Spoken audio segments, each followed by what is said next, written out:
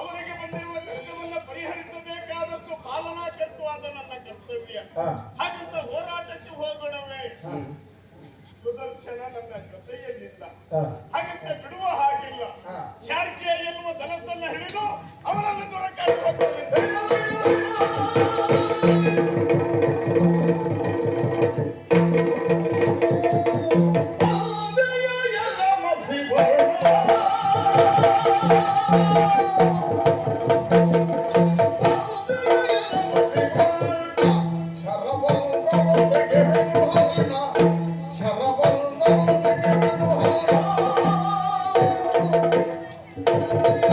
Thank you.